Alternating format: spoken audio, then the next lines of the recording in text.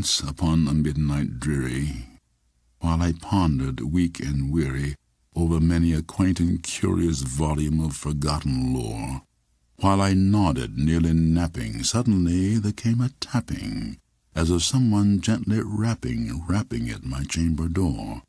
"'Tis some visitor," I muttered, "tapping at my chamber door, only this, and nothing more."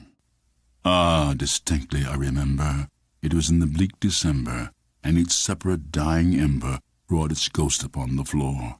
Eagerly I wished the morrow. Vainly had I sought to borrow from my books surcease of sorrow, sorrow for the lost Lenore, for the rare and radiant maiden, whom the angels name Lenore, nameless here for evermore.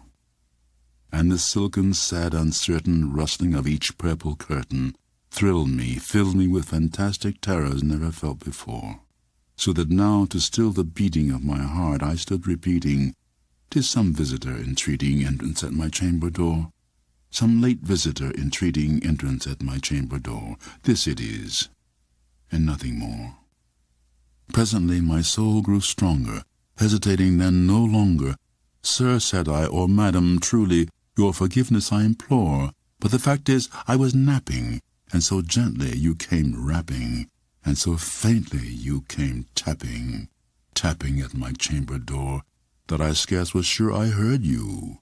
Here I opened wide the door. Darkness there, and nothing more. Deep into this darkness peering, long I stood there wondering, fearing, doubting, dreaming dreams no mortal ever dared to dream before. But the silence was unbroken, and the stillness gave no token, and the only word there spoken was the whispered word, "Lenore?" This I whispered, and an echo murmured back the word, "Lenore." Merely this, and nothing more.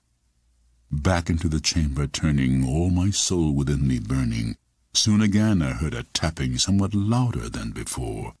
"Surely," said I, "surely that is something at my window lattice. Let me see then what thereat is, and this mystery explore. Let my heart be still a moment, and this mystery explore. 'Tis the wind, and nothing more." Open here I flung the shutter, when with many a flirt and flutter in there stepped a stately raven of the saintly days of yore. Not the least obeisance made he, not a minute stopped or stayed he, but with mien of lord or lady perched above my chamber door, perched upon the bust of Pallas just above my chamber door, perched and sat, and nothing more.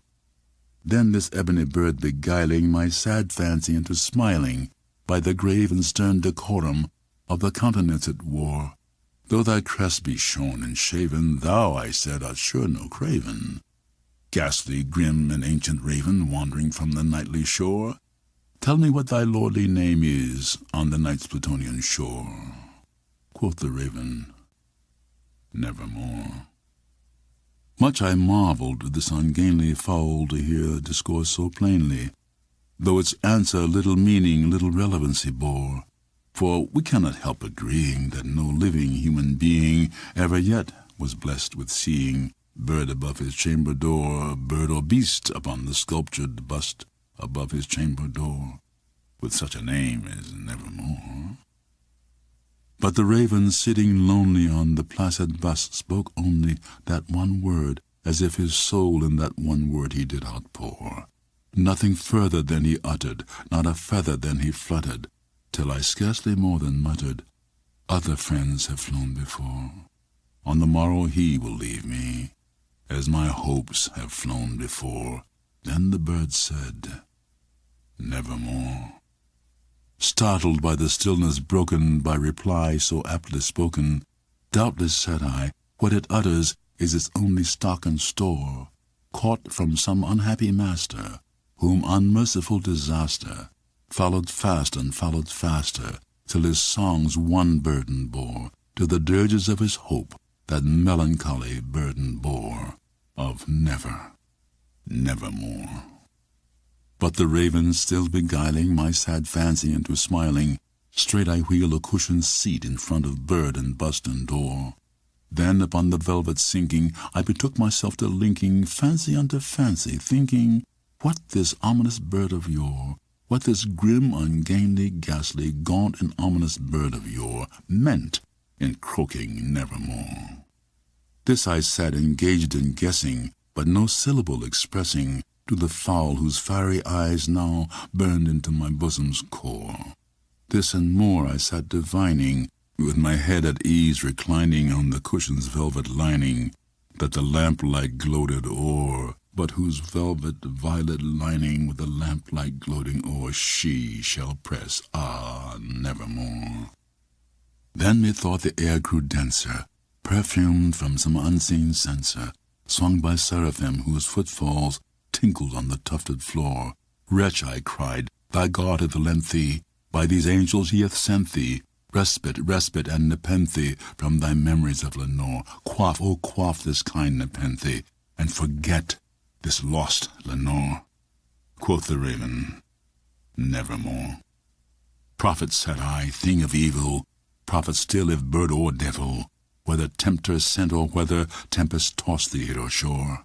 Desolate yet all undaunted on this desert land enchanted, on this home by horror haunted, tell me truly, I implore, is there balm in Gilead? Tell me, I implore. Quoth the raven, nevermore. Prophet, said I, thing of evil, prophet still if bird or devil, by that heaven that bends above us, by that God we both adore, tell this soul with sorrow laden, if within the distant Aidenn it shall clasp a sainted maiden, whom the angels name Lenore, clasp a rare and radiant maiden, whom the angels name Lenore. Quoth the raven, nevermore. Be that word our sign of parting, bird or fiend, I shrieked upstarting. Get thee back into the tempest and the night's Plutonian shore.